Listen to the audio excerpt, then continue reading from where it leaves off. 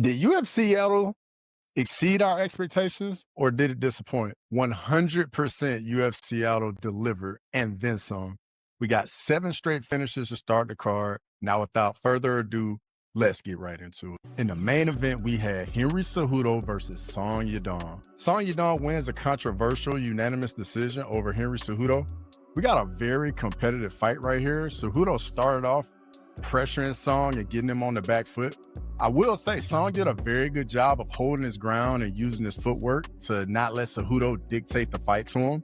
Song was doing a really good job of using leg kicks early in the fight, and they ended up coming back to paying dividends later in the fight. Cejudo wasn't having much success early outside of his own leg kicks, but the second round, you could tell that Song Yadong's leg kicks were definitely starting to have an effect on Cejudo. Cejudo then started to switch to southpaw because of the leg kicks. When he went to southpaw, he was having much more success on the feet. He started landing some really good power jabs and some very fast left straights that just would land over and over again.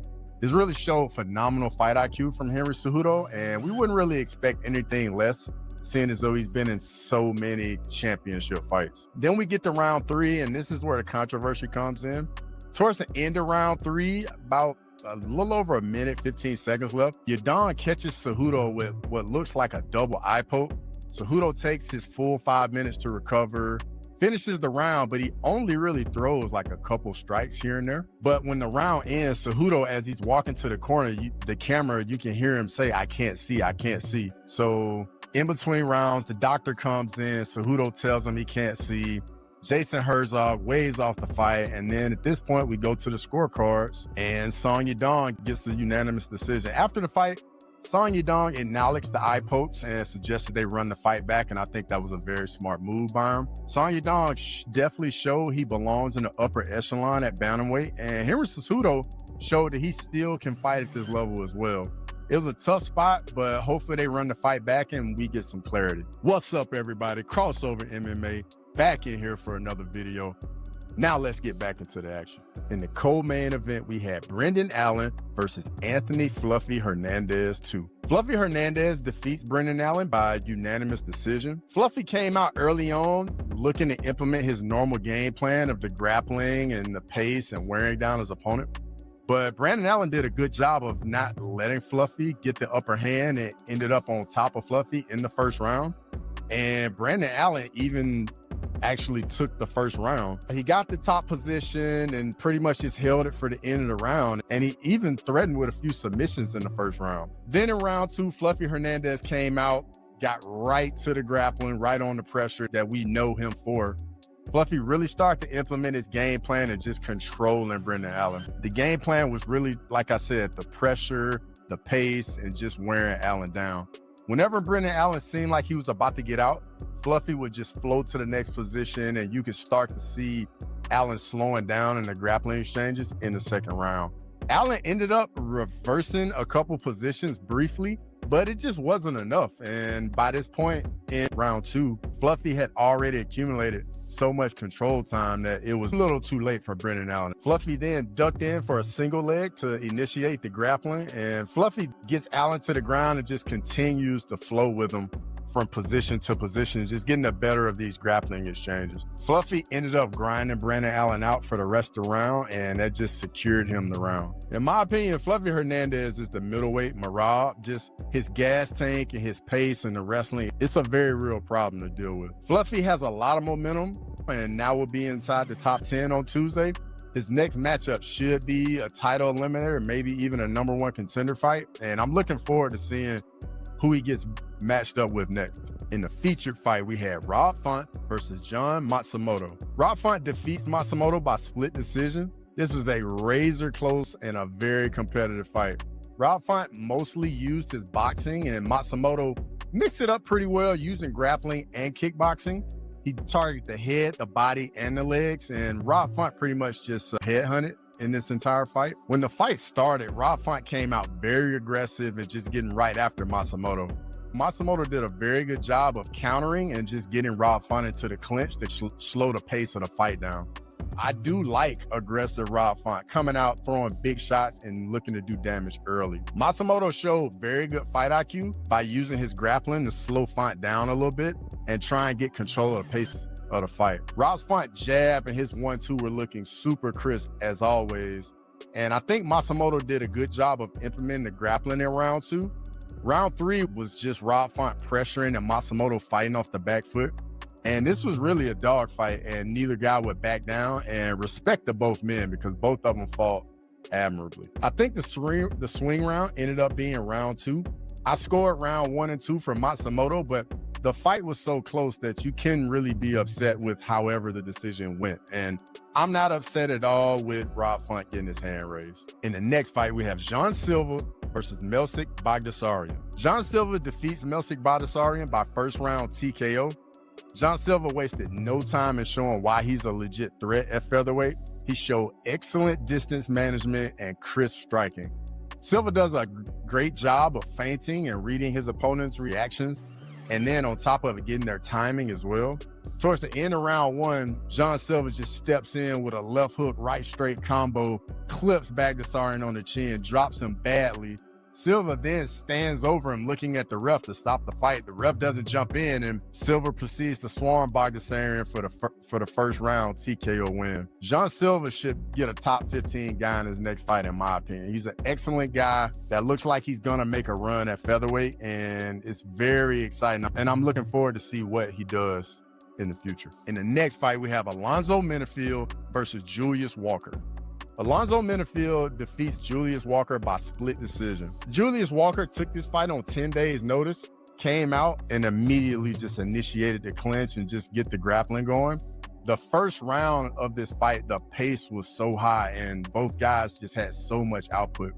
Menifield managed to break free of the clinch and to land some big shots on Walker, but Walker ended up shooting 4 takedown attempts, but Menifield stuffed all of them. Both guys just start swinging very recklessly. I would say Menifield is getting the better of the crazy exchanges, and the pace is just crazy high. By the second round, you already could tell both guys were gassed. Menifield's nose at this point was pretty mangled, and you could tell he was having some trouble breathing, and that was definitely affecting his cardio. Walker ended up going right back to the grappling. Both guys are landing, and it seems like Menifield is just getting a little bit better of the exchanges on the feet. But it's literally a back and forth fight, and this fight is so close. And it's literally just a battle of wills and just to see which guy can deal with the cardio the most. As both guys got fatigued, the pace of the fight just really slowed down in the third round. And, you know, it was really just going to be decided by who landed the more strikes and just put the more output out there. In my opinion, Menifield just landed a little bit more, and his gas tank was just a little bit better towards the end of the fight. And I think that's why he ended up getting his hand raised. Before we get into the prelim highlights, make sure you like the video, subscribe to the channel, and ring the bell for notification.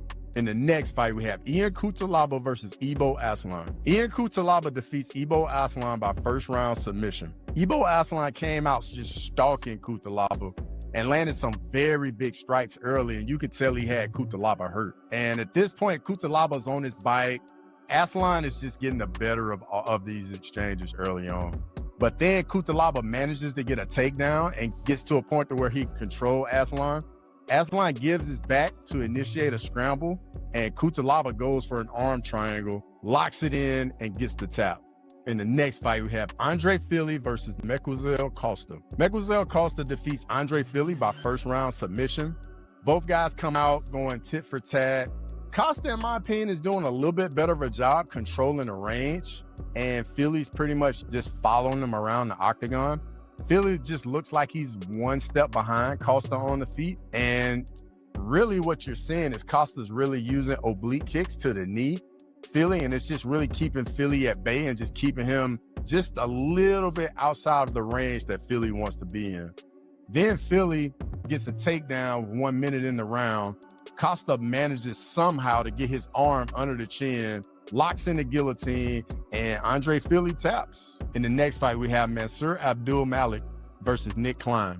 Mansour Abdul Malik defeats Nick Klein by second round TKO. Nick Klein came out and fought a beautiful first round. He wobbled out Abdul Malik with a spinning back elbow, and it hurt him. badly. Like, it almost dropped him. But then in the second round, Abdul Malik just came out much more forward on the pressure, trying to impose his will. At one point, Abdul Malik just throws Klein down to the ground, gets him up against the cage, and just start landing some solid shots. Klein at this point isn't defending himself, and Abdul Malik is just unloading on him. And after so long, Klein just isn't defending himself. Abdul Malik gets the TKO win. The ref jumps in and stops the fight. In the next fight, we have Ricky Simon versus Javid Basharat. Ricky Simon defeats Javid Basharat by first round KO. Basharat just came out using his distance management and his long range strikes. He's doing a very good job of controlling the range. And at this point, early on in the fight, Ricky Simon is having some trouble getting to Basharat, but Ricky Simon is very forward on the pressure, trying to get inside, but just isn't really having much luck. And then Ricky Simon even tries to shoot for some takedowns, but Basharat shows very good takedown defense and manages to keep the fight on the feet. But then towards the end of the round, Ricky Simon steps in with a left hook, right straight combo that brutally knocks out Javid Basharat with a nasty follow-up hammer fist. It's a beautiful KO win for Ricky Simon. In the next fight, we have Nikolai Veretennikov versus Austin Vanderford. Austin Vanderford defeats Nikolai by second round TKO. Nikolai comes out very forward on the pressure in the first round, and very quickly into the second round, he overextends on a punch. Vanderford ties him up, gets him into the clinch. Next thing you know, Vanderford gets the takedown halfway through the round. Then Vanderford just starts unloading ground and pound. Nikolai isn't defending himself, and the referee jumps in and stops the fight. In the next fight, we have Nursultan Ruzaboyev versus Eric McConaughey. Nursultan Ruzaboyev defeats Eric McConaughey by second round TKO. McConaughey hasn't really been throwing much out there in the entire fight.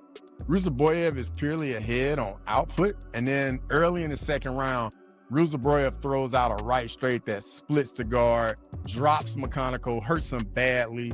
Ruzaboyev swarms him. McConaughey tries to weather the storm, but he just isn't defending himself, and he isn't throwing back. And at this point, Keith Peterson jumps in, stops the fight, and it's a beautiful TKO win for Nursultan Ruzaboyev. In the next fight, we have Modestas Bukauskas versus Rafael Secretia. Modestas Bukauskas defeat Rafael Secretia by first round KO. Bukauskas comes out, takes the center of the octagon. It's tit for tat. Both guys are landing in exchanges. Bukauskas lands a big left hook that wobbles Secretia against the cage badly. And then at this point, Bukauskas just starts to unload with combinations, lands another big left hook, and then knocks Secretia out badly. Just a brutal knockout. If you made it this far in the video, I really appreciate it. Be on the lookout for my UFC Vegas 103 video. Questions, comments, feedback is always welcome. And as always, until next time.